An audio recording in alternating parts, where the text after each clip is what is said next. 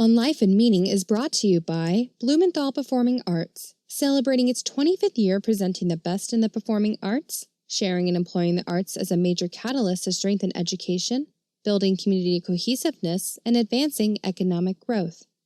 Further support is provided by Foundation for the Carolinas, inspiring philanthropy and empowering individuals to create a better community.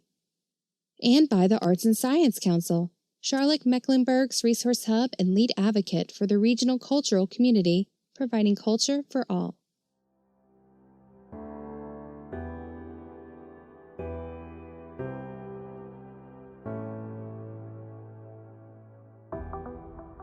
What I want out of life is to feel like when I do get to the grave exhausted, it wasn't for nothing.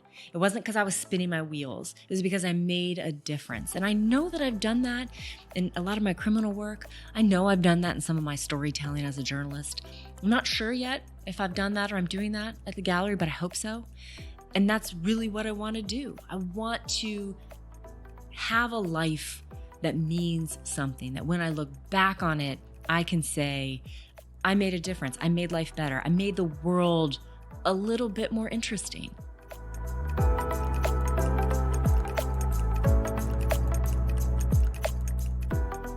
Sonya Pfeiffer is owner and creative director of the Elder Gallery of Contemporary Art, a fine arts gallery located in Charlotte, North Carolina. She leads the gallery's strategic planning and programming. Sonya is also a criminal defense attorney and partner in the Rudolph Widenhouse Law Firm, specializing in wrongful conviction litigation. Before her work in art and the law, she spent many years as a general assignment and investigative reporter at television stations in Boston, Raleigh, Omaha, and New York. In this episode, we explore directing an art gallery, standing up to the power of the state, unconventional paths, the owl theory, the practice of Ahimsa, and the one chance we have in this life. I'm Mark Paris, and this is On Life and Meaning.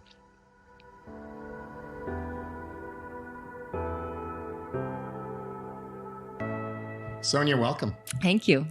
Sonya, you are the owner of an art gallery, a criminal defense attorney, a former television investigative reporter, one half of a power couple, and someone on a spiritual journey. Let's begin with the work you are doing now.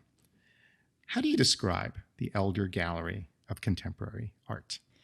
I describe it as a place where not only can you find fine art and artwork by artists who are passionate about what they're doing, but a place where you can have an experience, where you can look at a work of art and you can learn from that work of art, maybe something about yourself, maybe something about society, maybe something about the artist and what she or he is trying to express.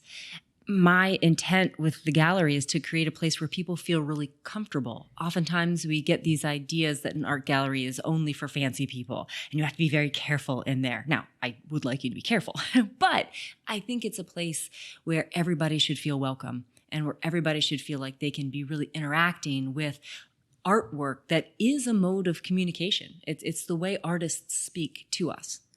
What would I see if I walked into the gallery?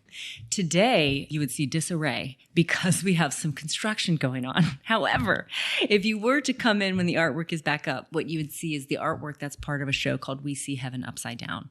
And it is a show that includes sculpture and painting and craft, and the artists are international. They're from all different places. The theme of this art exhibition is home, displacement, migration. So all of these ideas are wrapped up in the artwork itself. And the artists who have created this work for the show are trying to get you to think about another person's perspective when it comes to these ideas of home, migration, displacement. Those of us who live here in the United States and were born here have one perspective and one perception of what home is. For those who have come from other places, it might be very different. So some of the artwork we have is traditional in the sense that it's a painting. You will see a high quality painted piece that depicts something that you recognize. Other artworks, like those by Milan Din, who's one of my roster artists, involve Vietnamese craft of using eggshells to create a mosaic. She's done that on boxing gloves. She's done it on a small envelope that goes along with a mixed media piece. There is a documentary. There is a series of works that involve some embroidery and painting. There's photography and collage. There's bronze sculpted wings. So there's a little bit of everything in this show. Sonia, not only are you the owner, you are also the creative director. How do you go about curating exhibits? One of the things I learned early on is there's a difference between a curator and then a creative director. And a curator is someone who has spent a lot of time and money educating themselves in the world of art. We sort of think about it in the museum context. Creative direction, in my mind, is what experiences are we going to create in the art gallery? What topics are we going to talk about in the art gallery? How are we going to make this a place where people feel as though they can learn, they can grow? So when I come up with an idea for a show, it involves a lot. It might involve conversations with my incredible staff. I have an associate creative director who would fit that classic definition of curator. She's curated in galleries. She's a professor. She's an artist herself. And so we brainstorm. We look around the world that exists here in Charlotte and decide what should we be talking about. And then when it comes to actually choosing the artwork, there is an aesthetic piece to it. It's got to look good together, but there's also a conceptual piece. It needs to make sense. There has to be a reason why this sculpture is next to this painting. For instance, the show we have right now, the documentary I mentioned, well, there is also an installation around that documentary that is a makeshift refugee tent. So part of this creative direction, or being a creative director, is coming up with ways to create a scene. And in some ways, it's a little like theater, having all of these different places that things belong, and then creating some sense of movement or some sense of story within that. What are the topics that are important to you that you want to explore as a creative director? It's probably easier for me to answer what topics aren't important to me. I am fascinated by everything around us. I think there are no shortage of issues or dilemmas or problems or stories that we can tell and address through art. What I'm not interested in is having a show or an exhibition in my gallery where I can't talk about the work in a passionate way, where there's nothing in that artwork or from that artist that is made or created with something bigger in mind than just how pretty does this look. I think there absolutely is a place for beauty, and there's real importance in creating beautiful artwork.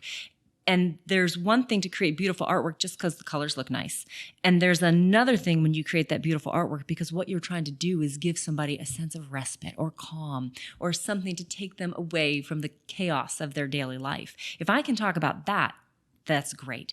But in terms of the issues we address in the gallery, I'm not afraid to really talk about anything or address anything. And I think as our world turns in the way it does, those ideas just keep coming. Are there future exhibits that you have planned?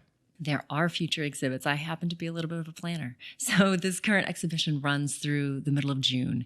Then I'm having what I call a summer collective. And that show is going to highlight work from all of the artists who are on my roster. And I think that'll be a fascinating show because they're all very different. Some of them are so taken with this idea of beauty. And some of them are fascinated with how can I communicate sense of place? I'm in a gorgeous poppy field in France. What does it smell like? What is the temperature? What colors do I see? What's the direction of the wind? That comes through in the painting. So there will be pieces like that. There will be artwork that expresses something more. Some of Milan Din's work, for instance, where she's addressing larger themes. So the summer show. And then after that, in the fall, I'm working on a show that will be figurative, but also address this idea of how we see each other. So figure and form. When you see me, a white woman, what do you see? How do you perceive me? When I see you, a white male, what do I perceive? How do I view you? And so we're going to take that a step further with artists who are looking at bigger issues like blackmail. How do you see me? Someone who is queer Muslim. How do you see me? So that show is coming up in the fall, and I think it will be fascinating. Sonia, you are new to this work as a creative director of an art gallery. You've been doing it for 2 years. What brought you to the work? Well, I never thought I would own a gallery. I never thought I would be a creative director. What brought me to this was my view that art can help us talk about challenging things. And the space where the art gallery was so important to me. It's in South End, an area that's vibrant and full of young people who I believe really want to be engaged in the world around them and specifically their community. And the space inside the gallery itself. When this whole idea popped up in my head, it was over dinner, just a suggestion when Larry Elder, the former owner, was retiring. And all I thought about was how many things we could do in that gorgeous space with a curved wall that has a sense of welcoming as soon as you walk in. Documentary screenings, panel discussions, speakers. I was enthralled with the idea of how can we tell stories through art? How can we communicate with each other through art? And how can we bring people together in this space? Sonia, the idea of being an art gallery owner sounds so enthralling, but it is a venture, it is a business. What have you learned about yourself doing this work? That is a good question. The first thing I learned about myself, which I thought I knew, is that I don't do anything simply. This was a simple gallery before I took it over, and there were lots of very good reasons for that. So what I've learned is that simple and conventional, they're really not things that define me or attract me or interest me. I have learned that I do have more creativity to my own self than I would have thought otherwise. I've always viewed myself as a storyteller, as someone who attempts to persuade, but I didn't recognize that these were skills that would translate into an art gallery setting, working with artists, coming up with show ideas. And that's been really rewarding for me. What do you hope the art gallery becomes? Well, I hope that it becomes a place where people know they can come collect fine art, first and foremost, because it is a business and I need to run it like a business. But I also hope that it becomes a place that is known for bringing community together, a place that is known for embracing the challenges that exist in our community. And what do you think art does as a vehicle for bringing community together that maybe other approaches or other avenues don't do? Art and the experience we have with art is emotional. Anyone who has collected an original artwork understands that. While there are people who might collect art because they're building a financial portfolio of some sort, really collecting art is about creating this visual anthology that you can go back to again and again and learn something. So I think that art has the ability to bring people together because it's not threatening. It involves dialogue in the sense that I might see one thing and you might see another. Art also has the ability to address these challenging topics and have us talking about them and thinking about them without even realizing it. Because after all, here we are in front of something that another human being created. It's really special in that way, I think. Sonia, do you think there's anything inherently contradictory about original art being sold at price points that only certain people can afford, and at the same time suggesting that art in an art gallery helps us build inclusive community? I don't think it's contradictory. I don't think that those two ideals are inconsistent. I think that people who are able to collect original art are the same people who have a responsibility to do just that, because what they are supporting is an artist and an artist's ability to continue her or his work. So I really view them as coexisting, and to create a space where everyone feels comfortable to come in is important to me. But that needs to be supported by those who can afford to collect the artwork. You see yourself as bringing patrons and artists together. I do, but not in a strictly business sense. I see it as bringing people together who can serve each other equally, but in different ways. Some learn, some create, some collect. Sonia, let me push down a bit on this. When one thinks of an art gallery, one thinks of privilege and the ability to afford fine art. And yet we wrap it around language that says it builds community and inclusivity. Are you in fact doing that? I hope I'm doing that. It feels like I'm doing that. When I look around at the exhibitions and the events, and I see a broad swath of the Charlotte community come together and show up, I think I'm doing that. But I think it's a fair question because it does seem inconsistent. However, in order to have artists who are really at the top of their game, which is what I seek. I do have some emerging artists, but really what I'm looking for are artists who have spent some real time and some real energy on their artwork, communicating an idea. And their artwork is not going to sell for pennies. And so to combine these two ideas, I think is possible. But I do think it's a fair question. How is it democratic when there's only a small slice of the community that can afford to buy it? In some ways, it's sort of socialist, right? Like I'm saying, if you're on this side of society and you can afford to buy it, you have a responsibility to do so.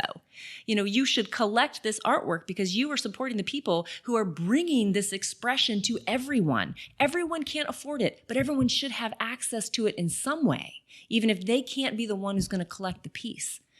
So I think that's part of my underlying philosophy. I talk sometimes about being an advocate for the artists, and it is. I'm advocating for the artists and for their work, and yet I'm also advocating to collectors and saying you have a responsibility. Because of you and what you are able to do, these artists can keep doing what they're doing, and then everybody benefits. Everybody gets a piece of that enlightenment. How many openings have you had?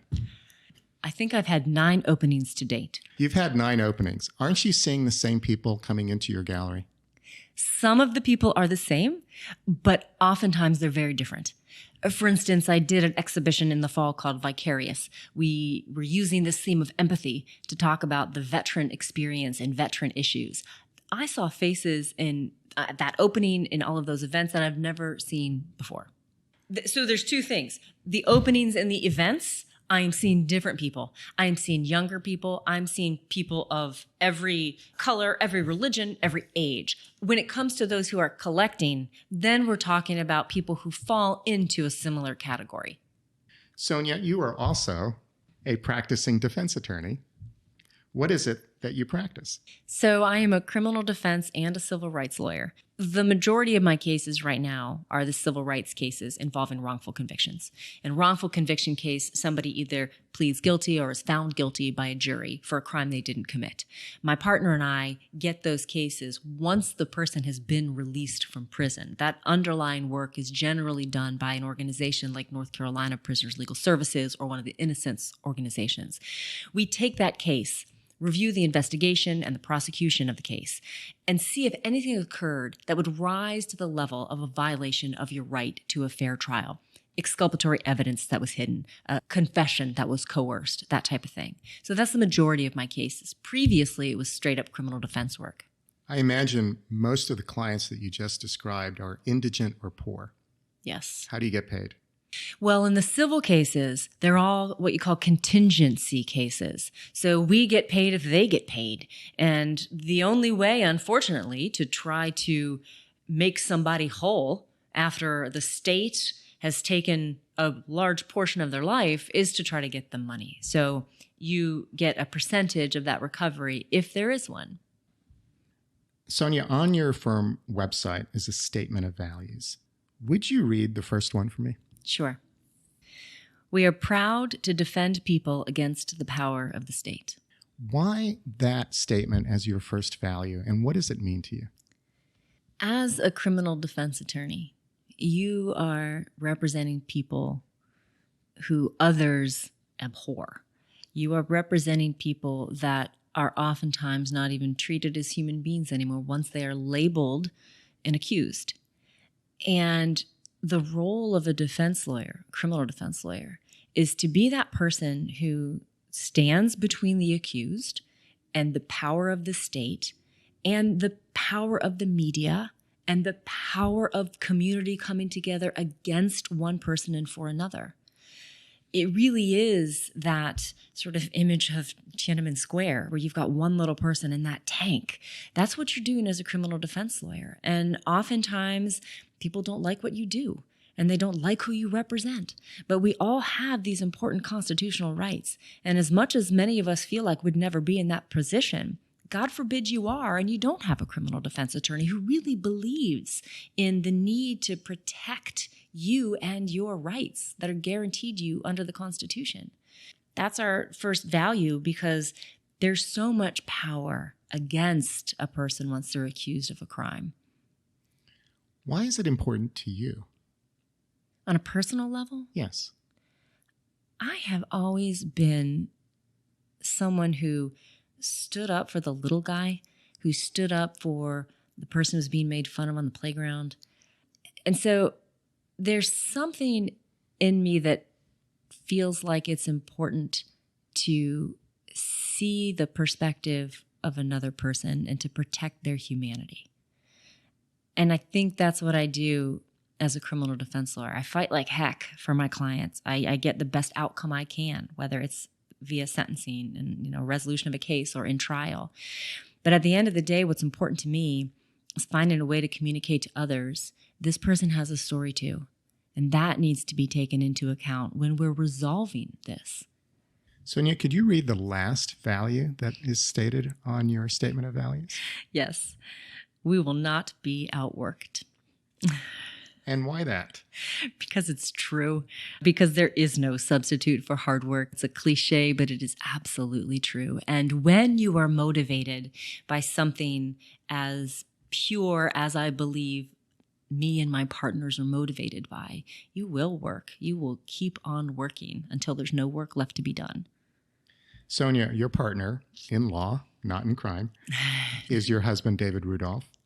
David has a degree of fame because he was the defense attorney in 2 cases that caught the public's attention. What were those 2 cases? So the first one was the Ray Carruth case back in the 90s. Ray Carruth was a Panthers player, and he was notoriously found in the trunk of a car, seemingly fleeing the prosecution.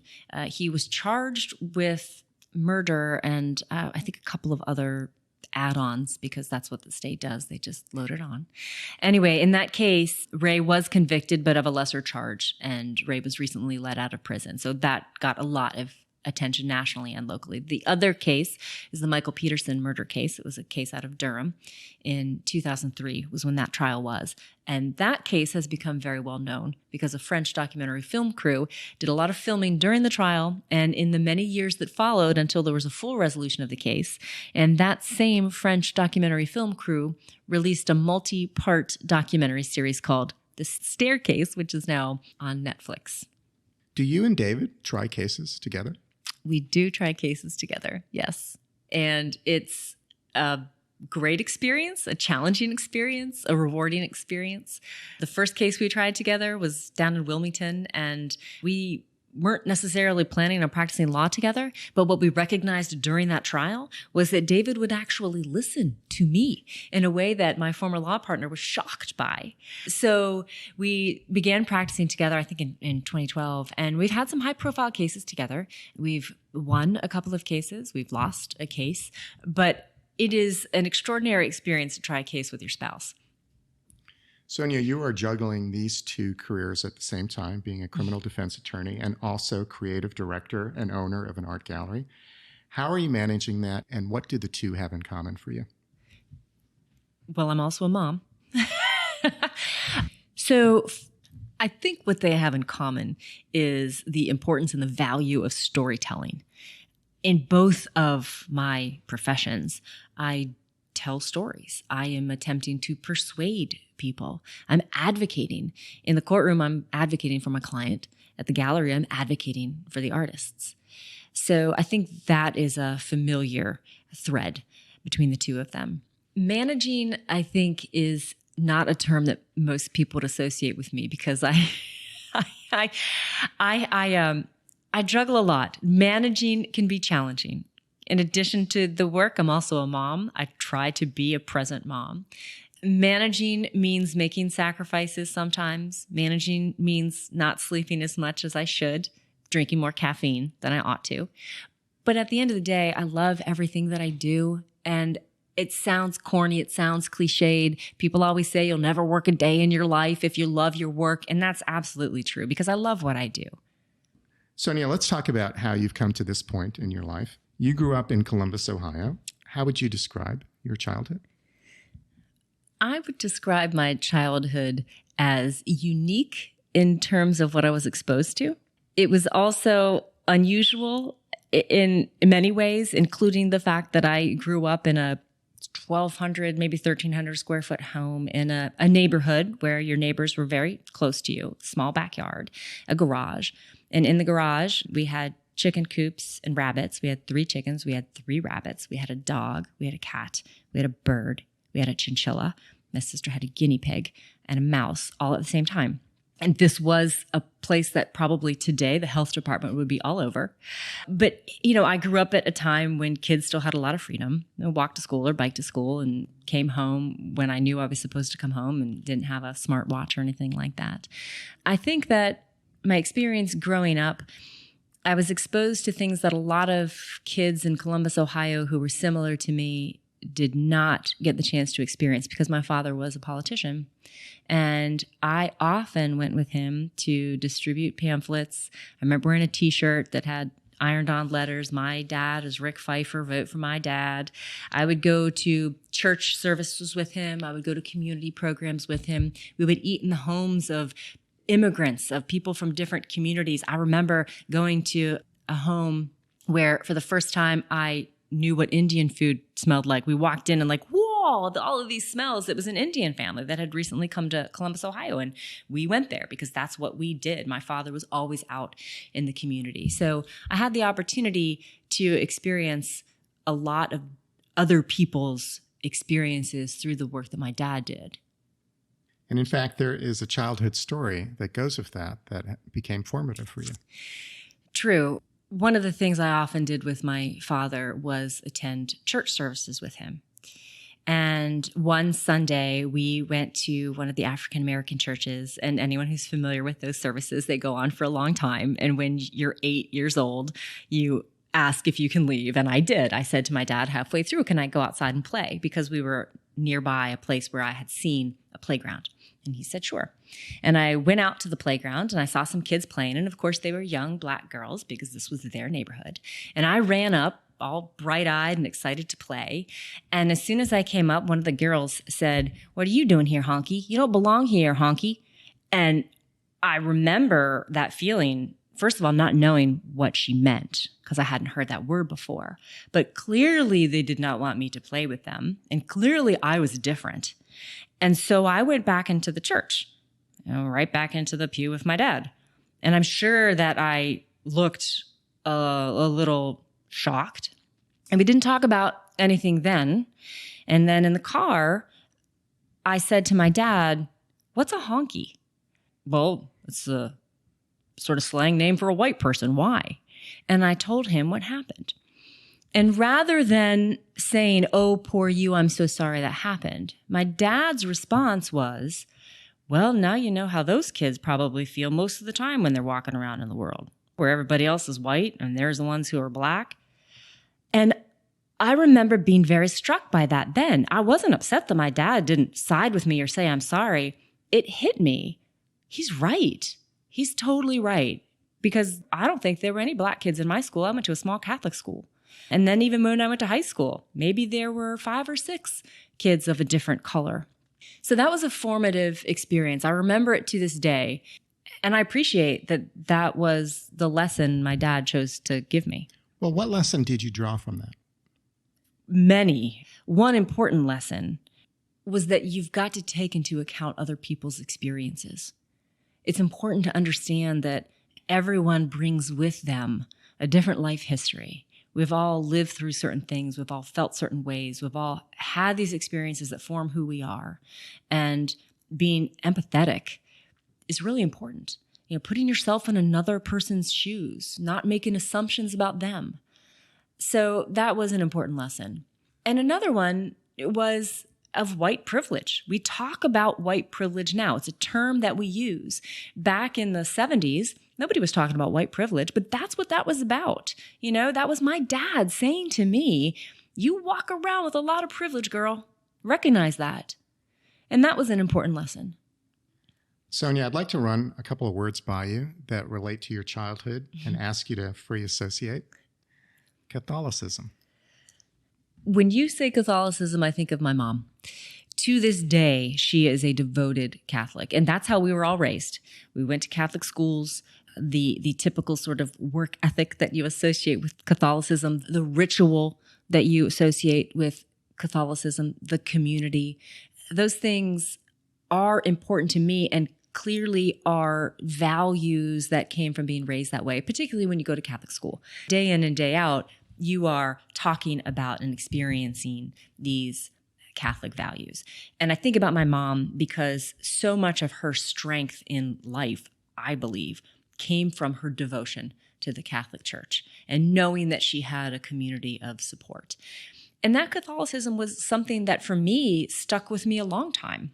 When I was in high school, again, I went to a Catholic high school, I decided to go spend a summer on the border of El Paso, Texas and Juarez, Mexico, because I was inspired by one of the Maryknoll missionaries who came and talked to my church. And so that sense of service that came from Catholicism was and is important to me.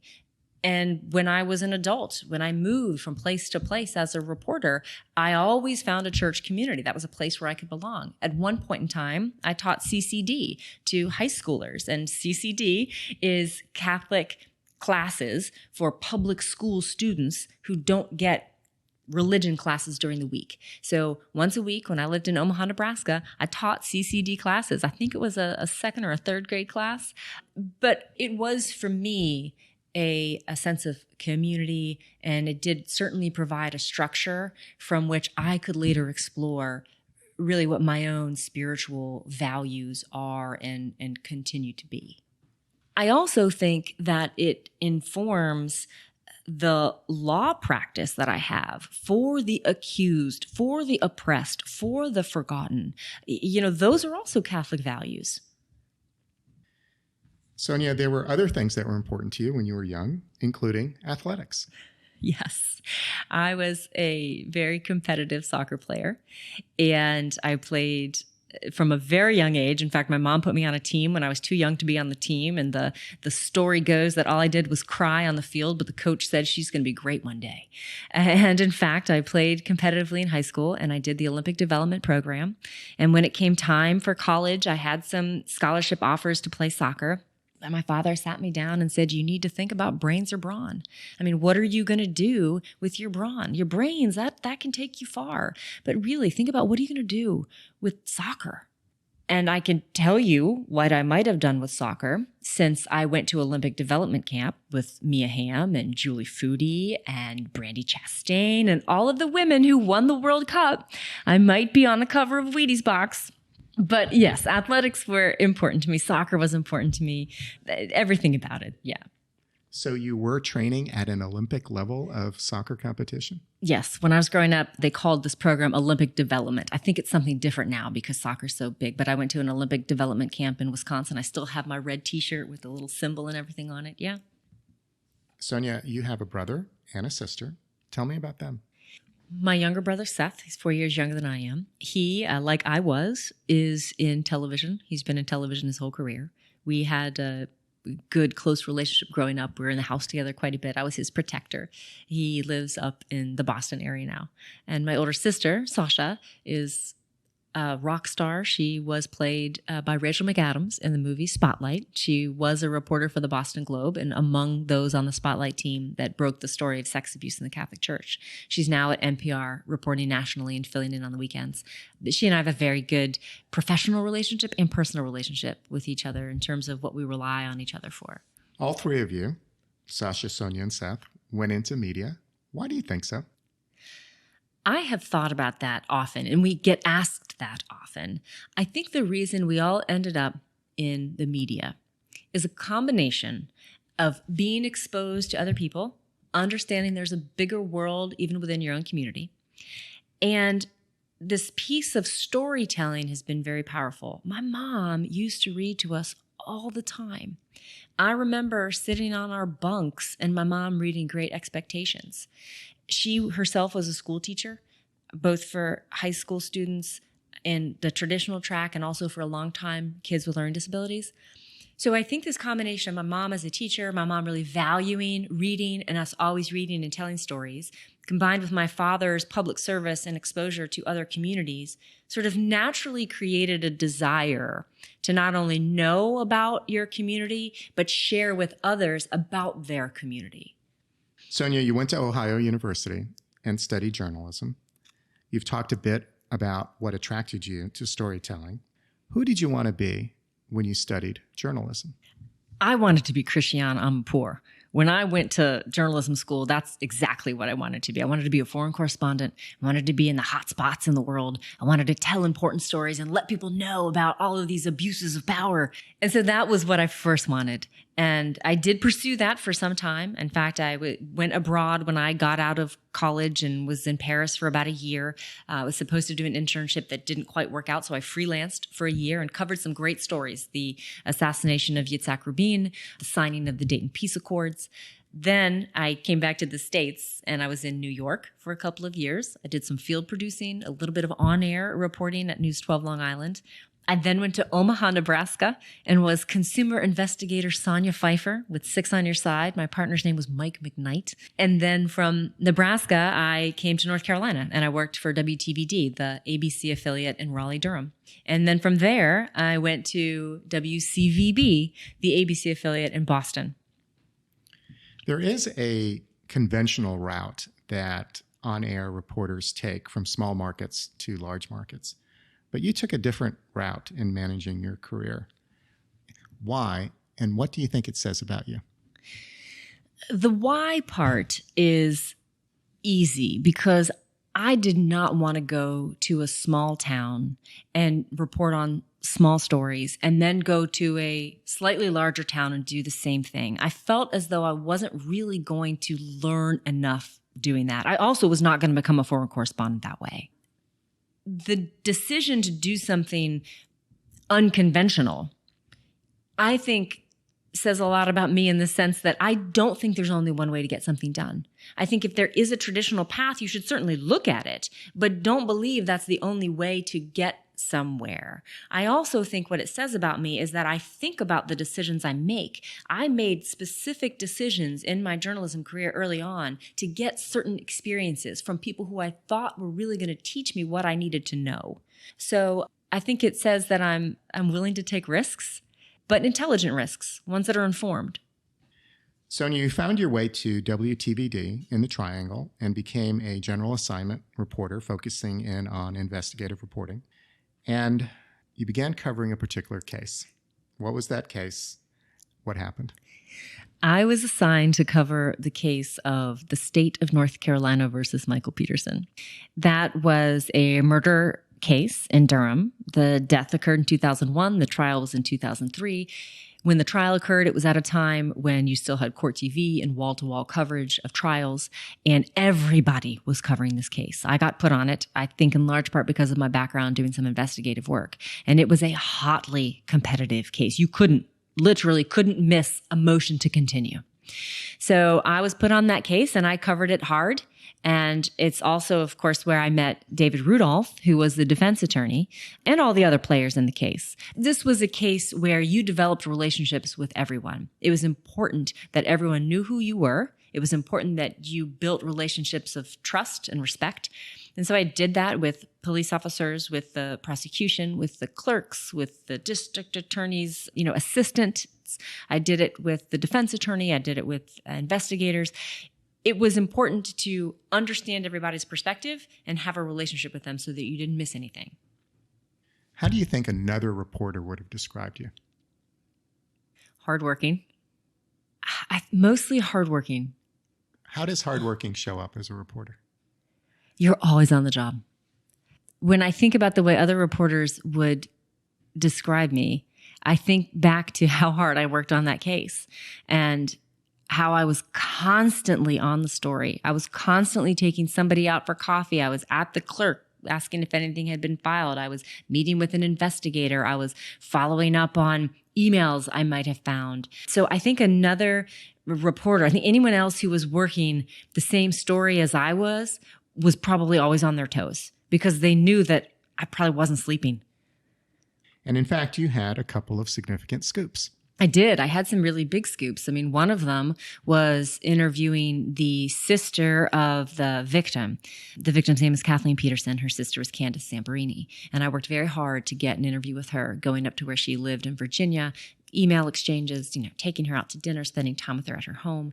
She eventually decided to sit down and talk with me. And that was a big scoop. It did not make the defense side very happy.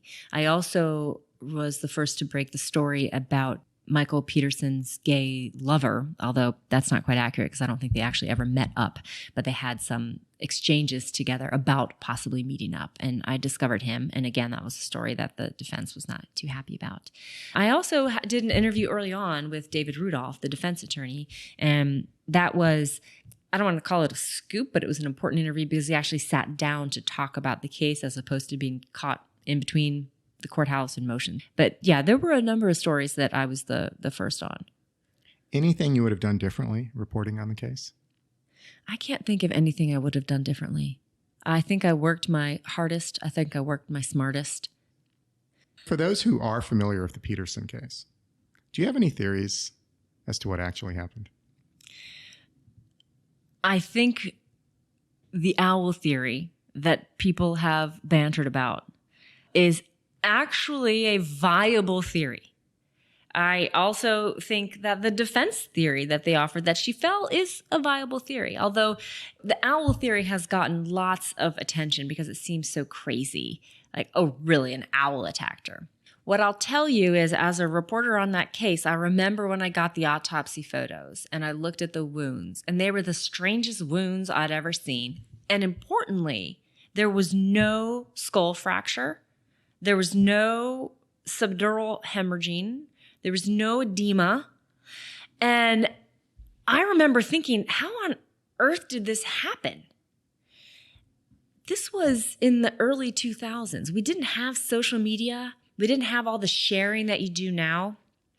But in the past year, as the owl theory has become a part of social media and that chatter, a number of people have shared images or stories about owl attacks. And in fact, at that time, there were these barred owls that had attacked people in the area, including that area in Durham and Cary, an adjacent town. So the owl theory certainly provides reasonable doubt. I will say that. Now, remember, the owl theory was never introduced at trial. This was only after the fact that it arose. Towards the end of the trial, Larry Pollard, an attorney in Durham, brought this idea to David's attention. But David was already committed to the fall theory, and it wasn't something that he could explore. And like everybody who hears it the first time, it sounded preposterous. But it didn't actually come to light until much later. Sonia, you made a decision in your career to leave journalism and to pursue law school. How did that come about? I recognized that the trajectory of local news was more and more crime, traffic, and weather. I enjoyed covering the trial. I had done a fair amount of legal type reporting as an investigative reporter. And I thought, I'm going to go to law school. I'm going to get my law degree and I'm going to be a legal reporter. I'll go to 2020. I'll go to one of those shows at the networks and do long form, sometimes investigative work. So I applied to law school. I went off to Boston. Now, I applied in North Carolina because I owned my home here, and I also applied to part-time programs in Boston. I started reporting up in Boston in January of 2004, and I soon found out I actually got accepted to Carolina.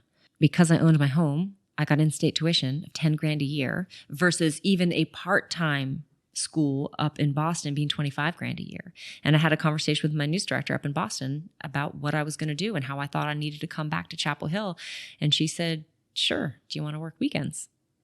And so that's what I did throughout law school. I went to law school during the week, Monday to Friday.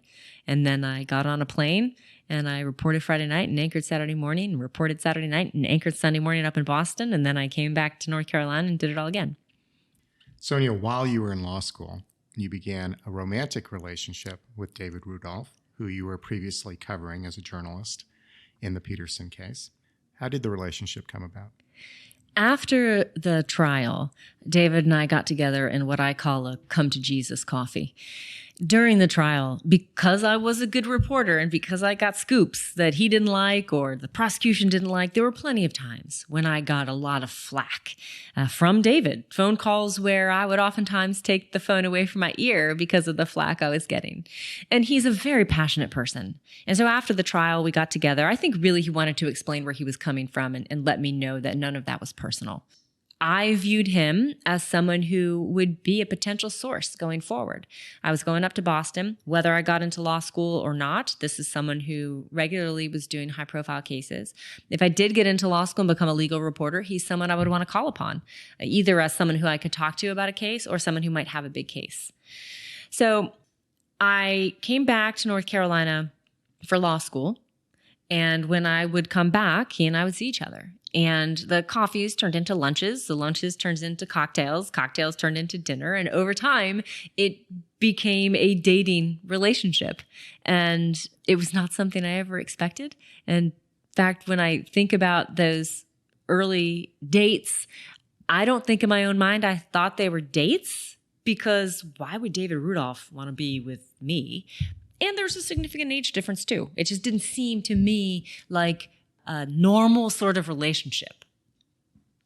Sonia, your dating of David Rudolph, did it raise any questions of journalistic ethics? By the time he and I started a romantic relationship, I was reporting up in Boston.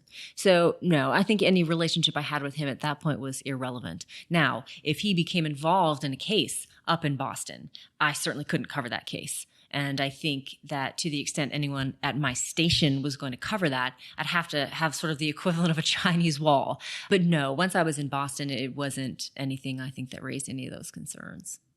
What do you think drew you two together? I think a passion for life really drew us together. I think we both recognized in the other person another human being that wanted to just lap up all of the experience that life had to offer, but undergirded by this sense of purpose, of wanting to do something meaningful, of wanting to do something that had an impact on other people. We have this shared desire to stand up to abuses of power, this shared desire to make sure that the little guy isn't forgotten. And so all of those things came together.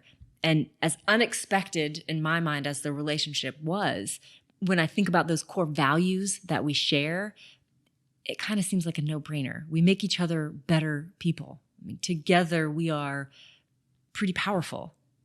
Do you think of you and David as a power couple? I've never really thought of us as a power couple. No. I think of us as an effective couple, and I think of us as a loving couple and a passionate couple, but I never really thought of us as a power couple. Sonia, you and David relocated to Charlotte. What path did your career take? When we came to Charlotte, I started at the public defender's office, and I worked in the misdemeanor unit, and then I worked in the felony drug unit. After a couple of years there, I went to Womble Carlisle, which I think is now called Womble Bond Dickinson, to do white-collar crime. And then I left there, and in the interim had a child and was a little uncertain about what I was going to do. But then David and I tried a case together and had a great time trying the case together. I mean, I shouldn't say had a great time trying the case together. What I mean is it was intellectually stimulating, and we were a great team. And we quickly decided to practice law together. And so now he and I practice law together. and your partner's in the same law firm. We are. Sonia, I'd like to turn to higher purposes. You grew up Catholic. You talked about it. Is there a spiritual journey that you are on now? Absolutely. I think everyone's on a spiritual journey. I view my spiritual journey as one of questioning, of one that asks, if I don't understand something, can I try to figure it out? This concept of God. I think it's very easy to say that God is an all-knowing, all-powerful entity. I am comfortable sort of questioning that and breaking that down and asking myself, well, what is God really? And in my mind, the concept of God is this idea that there is this energy around us that we can choose to engage with or not. And it is one that provides comfort, that provides care, that provides healing. Those are all qualities that each of us has within us as well. And so I really believe, I say to my daughter, we all have a little God in us. And some people think that's heretical, but it's really not. It's really acknowledging the divinity that is in each of us. And that's not a boastful thing to say. In my mind, that's a recognition of our potential to be something really good to each other, good to ourselves. And in my own personal practice and personal exploration, I do choose things that relate in many ways to what I did as a child when I was following all of the rules and the rituals in the Catholic Church. I really liked that ritual. I think there's something important about ritual. For instance, the practice of Ahimsa, non-harming. I practice that in my life because I view the world we live in as one that's full of harm. Whether it's intentional or not, there's a lot of harm. Well, this idea of ahimsa, of non-harming, is being really mindful about the choices you're making in life. Are they harming or are they healing? And if you can choose a different path, if you can avoid harm or causing harm or make really intentional choices, you're putting something better out into the world. Those ideas of healing, of caring, of comfort. And so, that translates to how I eat. So I'm a vegetarian because I choose not to create harm that comes along with taking the life of animals, the harm that comes along with farms and that type of environmental harm. But ahimsa is equally important in terms of judging other people. My husband eats meat, so I cannot judge him for what he does in terms of eating meat, and I don't. But even that, when you incorporate an idea of ahimsa, you can also be really mindful about what and how you choose the meat that you eat. And so this concept of ahimsa is one illustration of what I try to practice, which is general mindfulness. I meditate, I practice yoga, I teach yoga. And if we can find a way to really think about how we're operating in the world, to pay attention to what we're doing, I think we're all better human beings. And so my faith, my spirituality is really wrapped up in these concepts of how can I walk gently and kindly in the world? How can I create healing? How can I avoid causing harm? And if and when I do, I better practice ahimsa with myself. I better be kind to myself and recognize that I'm a human being and that's going to happen. For me, it's this ability to slow down, this ability to reflect, to be mindful, to think about how my actions relate to and affect other people. Sonia, you've created this life of art, of a legal profession, a spiritual practice. How do you think about your life? I think about my life as one that is very full. I have a very happy life because I make decisions based on what I really want to do. They're intentional. What do I want to get out of life? I just want as many experiences as I can have. I want as many life experiences as I can have. I joke, but this is entirely true. I want to arrive at the grave exhausted. And the reason I say that I want to be exhausted when I get to the grave, is because I feel like I have one chance with this body, with this brain, at this time, one chance to really take advantage of what I can do, what I can offer. And what I want out of life is to feel like when I do get to the grave exhausted, it wasn't for nothing. It wasn't because I was spinning my wheels. It was because I made a difference. And I know that I've done that in a lot of my criminal work. I know I've done that in some of my storytelling as a journalist. I'm not sure yet if I've done that or I'm doing that at the gallery, but I hope so. And that's really what I want to do. I want to have a life that means something, that when I look back on it, I can say, I made a difference. I made life better. I made the world a little bit more interesting. Thank you for your time today, Sonia. You're welcome. Thank you.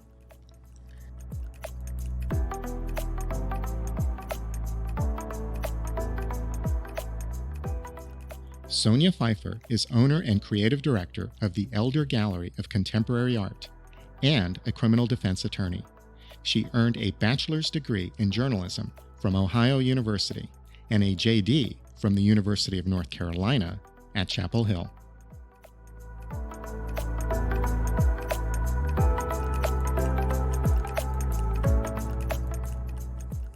Long ago, I wrote a story about a criminal defense attorney. It was my go at a psychological suspense novel. I wrote it when I was a young attorney imagining myself as someone else. There is a scene in the novel when the heroine is uncertain about whether she wants to continue to defend violent criminals.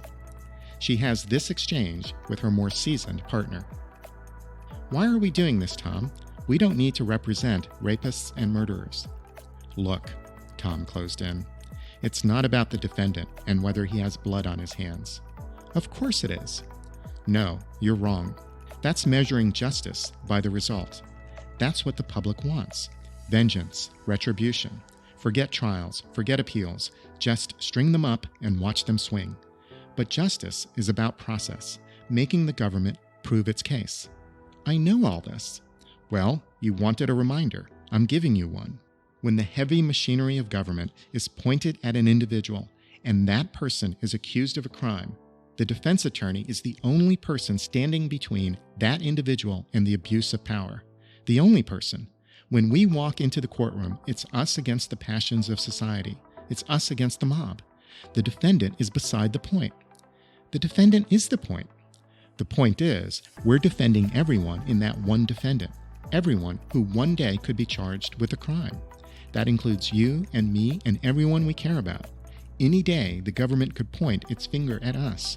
We're all standing in the shoes of that defendant. We should be damn proud of what we do." Brooke returned Tom's gaze. As many times as she heard him talk about the role of defense attorneys, the same passion, the same catechism, whether on television or when accepting an award, or when inspiring one of the young associates in the office, she had never heard him sound quite as sincere as he just did. And that worried her. She didn't believe him as much when he sounded so sincere. Well, that gives away my view of defense attorneys. I get that the courtroom is a crucible, and that each side of the case tests the law and the facts, each person doing their part in an imperfect scheme of justice. But when it comes to the David and Goliath battle of criminal law, I'm partial to the defense. Law and order are precious things, but civil liberties are more so. The rights of a defendant shield the victim and ensure stability as much as it puts the state to its paces. Our freedom is only as good as due process. But there is something about the sincerity of the drama, at least at times. There is a degree of performance in all professions, but the act of the well-paid defense attorney in high-profile cases is something to watch. I see too many of them wear the nice suit and drive the exotic car and say what business demands. I see too many of them think more about lining their pockets in contingency cases than doing what is best for their client. I know that the best criminal attorneys bring all of who they are to their work, their intellect, their work ethic, their competitiveness, and yes, their ability to communicate and perform, to protect ideals embodied in the clients they serve. The best attorneys fight for a cause, and yes, create a life for themselves and those they love. My experience as a lawyer was mixed. I practiced at a national law firm, a regional one, and a local one. All my cases, except one, were civil litigation, contractual and tortious disputes. I worked on one criminal case, a death penalty appeal. I wrote briefs arguing prosecutorial misconduct. The case was remanded for a new trial. I could see becoming a civil rights appellate lawyer, but it didn't work out that way. Sonia Pfeiffer has found her path. She is informed by the law, by a free press, by art and community, by peace and healing. She is drawing on a deep well of moral traditions. We hear it in her voice. We see it in the choices she makes. Her mind is fast and her words are precise. She has boundless energy in the way she leans in. But to be with her is to sense a calmness as well. Sonia is purposeful. She cares about people and performance. She is forming a more perfect union of ideals in herself and helping us do the same.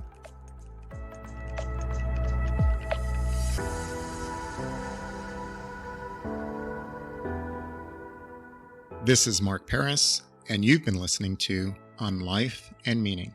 Additional support for this podcast is provided by the UNC College of Arts and Architecture, celebrating a decade of creative education in the arts and design. Thank you to our funding partners, and to my teammates, Andy Go, producer of the show, and to Chris Curriton, art and media director. This is how you can help. Please write a review on iTunes. It helps us grow our audience.